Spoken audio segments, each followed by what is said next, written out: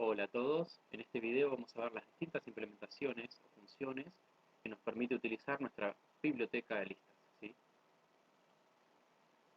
Primero, hacer la aclaración, mismo que el video anterior, que todas estas aplicaciones están dentro del archivo bibliotecalistas.pdf, ¿sí? Donde pueden ver cómo configurar el CodeBlocks para utilizar esta biblioteca externa y a su vez las distintas funciones que están integradas en esta biblioteca, ¿sí? La librería. Así que, como dije, vamos a empezar con esto. Una vez que tengamos configurado nuestro CodeBlocks, lo que tenemos que hacer es agregar la librería a nuestro programa. Un comentario importante es indicar que, a diferencia de que cuando nosotros creamos un archivo header, que lo agregamos con comilla doble, cuando estamos agregando una biblioteca externa, la agregamos con el símbolo de menor y mayor como si se tratase de una librería incorporada.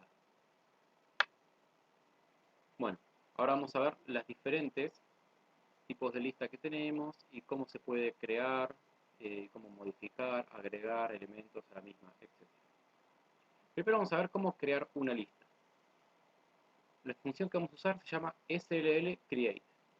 No requiere argumentos y devuelve un puntero a sllist, ¿sí? A estructura de tipo sllist. Primero deberíamos saber qué es sllist. Bueno, sllist es un tipo de estructura definida dentro de nuestra librería liblist, que básicamente lo que contiene es información sobre los punteros a cada una de las estructuras. De esta manera nos permite concatenar una estructura con la siguiente a través de un puntero anterior y un puntero siguiente. ¿Qué quiere decir? Que cada estructura puede apuntar a una anterior y a una siguiente. Por lo tanto, nuestra librería de lo que se encarga es de concatenar una estructura con la siguiente, alineando los punteros correspondientes. Ahora sí, vamos a seguir un poco con la parte de las funciones, ¿sí? Entonces, sabemos que sllcreate va a retornar un puntero a estructura de tipo sllist. Ahora, ese puntero que devuelve sllcreate va a ser a la principal estructura. Ahora, un punto importante, hay que notar que sllcreate va a alojar memoria. Por lo tanto, va a haber que hacer un free sobre el puntero al cual asignamos el resultado de sllcreate.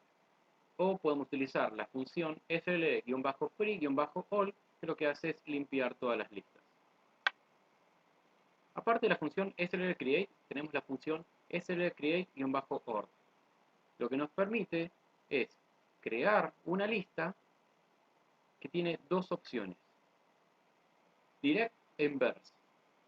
Esta lista va a estar ordenada en manera directa o inversa, según el parámetro que le hayamos definido para el primer argumento, type, que se llena con direct o inverse, según una función de comparación que tenemos acá definida, comparison function fnc. Fnc va a ser cualquier función de comparación que va a seguir la misma lógica que usaríamos dentro de un cursor.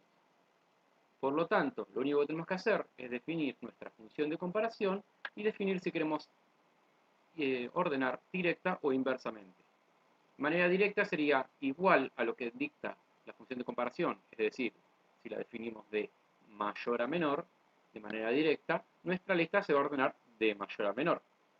Ahora, si ordenamos de manera inversa, nuestra lista va a ser ordenada de mayor a menor si nuestra función es de menor a mayor. Y nuestra lista va a ser ordenada de menor a mayor si nuestra función ordena de mayor a menor. Es decir, va a ser la inversa. Ahora vamos a ver funciones para agregar elementos a las listas. Tenemos la función sllpush. Solo puede usarse en listas no ordenadas y va a devolver un bool que indica verdadero si tuvo éxito, falso en caso contrario. ¿Qué nos va a pedir? Primero, el puntero a la lista, es decir, un puntero a la nombre de la lista donde queremos guardar el elemento. Y después el elemento que vamos a ingresar. Entonces, el puntero new value apunta a la estructura que queremos agregar a la lista. Y el puntero list es el puntero a la lista donde queremos ingresar esta estructura. Aparte tenemos para sacar del inicio de la lista. Para esto podemos valernos de la función slpop. Puede usarse con cualquiera de los dos tipos de listas. Simplemente decimos cuál es la lista, cuál es el puntero, es decir, el nombre que le demos a la lista, y va a retirar del inicio. También podemos agregar al final de la lista.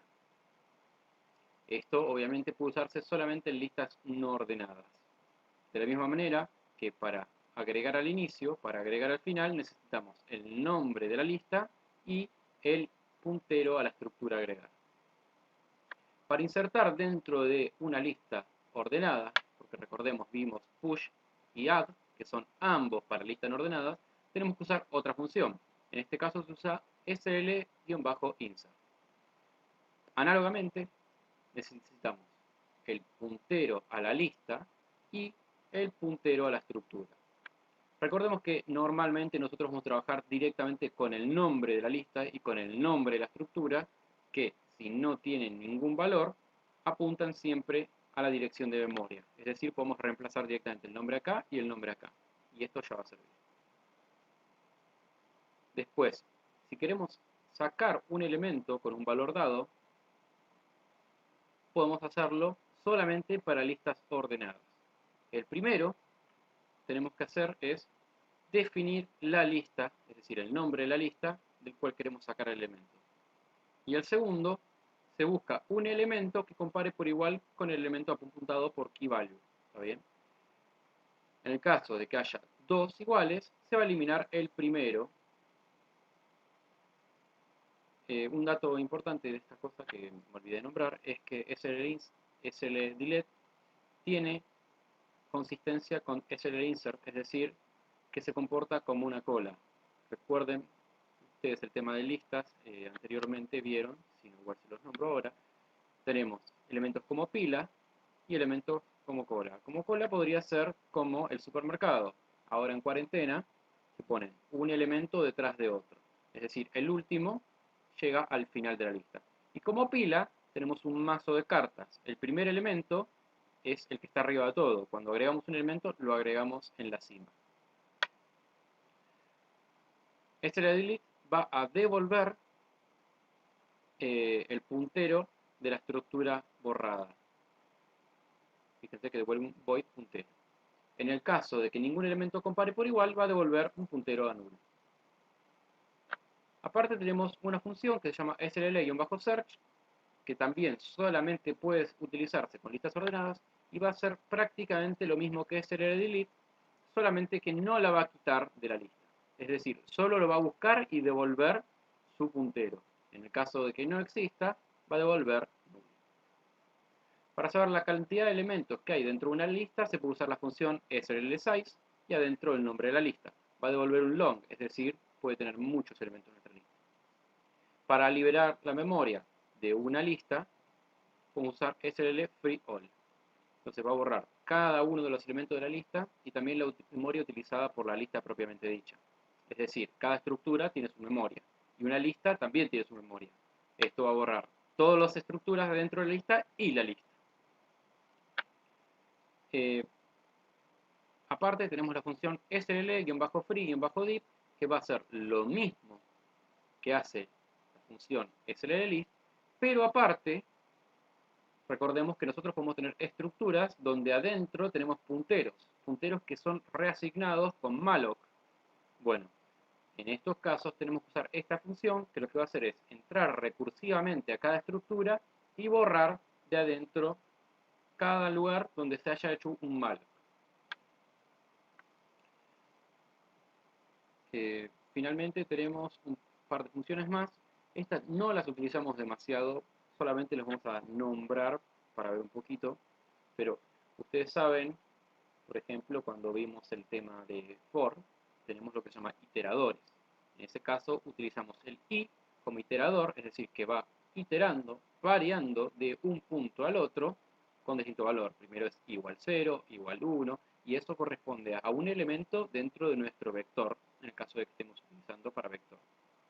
Bueno, también vimos que cuando teníamos scanf y printf, propiamente dicho, para archivos fprintf y fscanf, que había un concepto de iteradores que cada vez que leíamos un archivo íbamos a leer la siguiente línea. Con el fscanf, cada vez que lo llamábamos leíamos la siguiente línea, porque había internamente un iterador. Bueno, dentro de las listas vamos a tener el mismo concepto.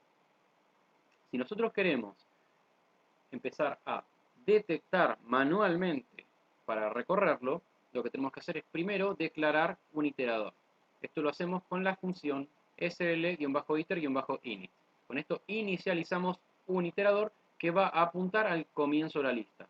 Obviamente como argumento tiene la lista propiamente dicha. Bueno, para saber si una lista tiene o no más datos, se hace la pregunta sl-iter-hasData y acá se le va a dar el puntero al iterador que inicializamos con la función anterior. También tenemos la función sl-iter-getData, donde vamos a darle también el iterador y no solamente se va a fijar si existe, sino que va a obtener la estructura apuntada en esa iteración, ¿sí? Finalmente tenemos la función sl-iter-next, donde le damos el valor del iterador, y esto lo que hace es aumentar el iterador un valor. Es decir, sería un equivalente al i++ que utilizamos dentro de un ciclo for, por ejemplo. Bueno, con esto tenemos todo el tema de librería de listas. En el próximo video vamos a ver cómo implementamos dentro de un ejercicio esta librería. Nos vemos.